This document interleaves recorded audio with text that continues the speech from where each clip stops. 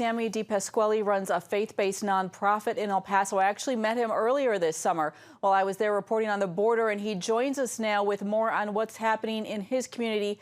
Thank you, Sammy, for joining us. We are just all incredibly grieved about what is happening there.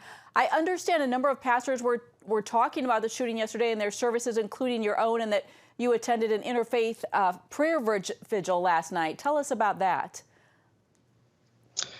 Yeah, thank you, Heather.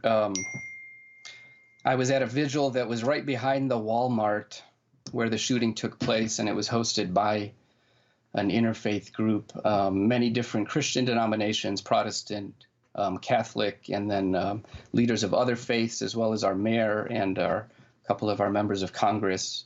And I think the overwhelming message coming out from there was of love overcoming hatred. It was a time of Lent, a time of memory, a time of coming together, a time of unity.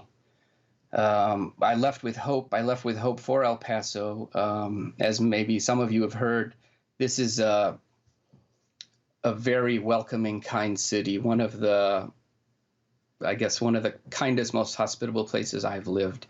It's 83% Hispanic, made up of many immigrants.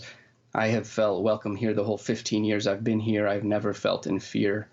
It's devastating to hear yesterday friends from El Paso, in particular those who are Hispanic, expressing fear for the first time in their lives being here on the border.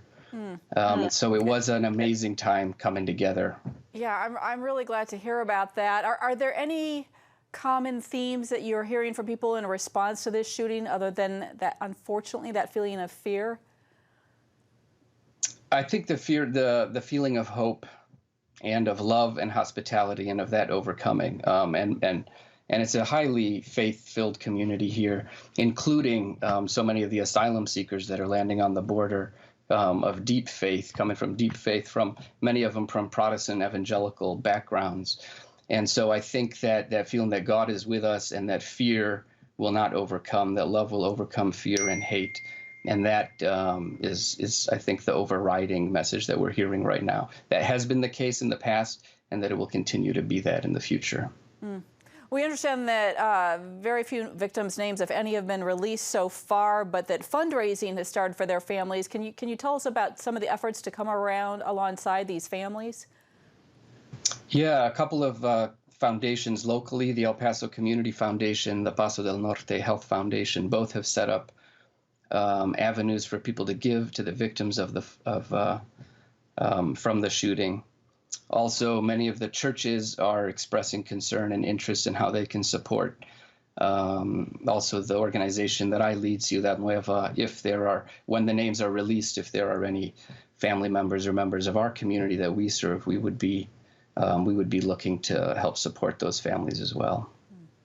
And Sammy, I know that definitely there are people who want to specifically pray, who are really trying to think through what has happened in El Paso. Any thoughts that you can offer in terms of how people can specifically pray for individuals in the community? Yeah, I would say definitely, of course, pray for the families of victims and for those who are fighting for their lives. Pray for the city as a whole. Pray that as a city we could model a love overcoming hatred.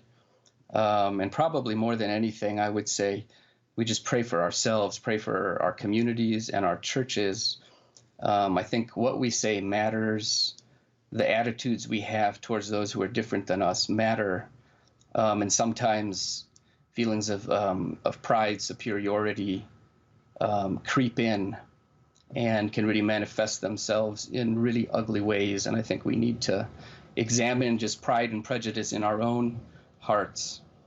And I would pray for that in all of our churches, because I know it's been concerning for me being on the border, feeling that what the representation of what's happening on the border and of the types of people that are coming to the border have not been accurate in my experience. Most everybody that I've interacted with, and I've interacted with hundreds, maybe thousands of migrants on the border, who for the most part are people of deep faith and are kind and have been generous and have prayed for me Yeah. And yet the attitudes that I have heard often are those of being fearful of who's coming in, and I think we need to be examining our own hearts and praying for God to reveal to us any of the bigotry in our own hearts.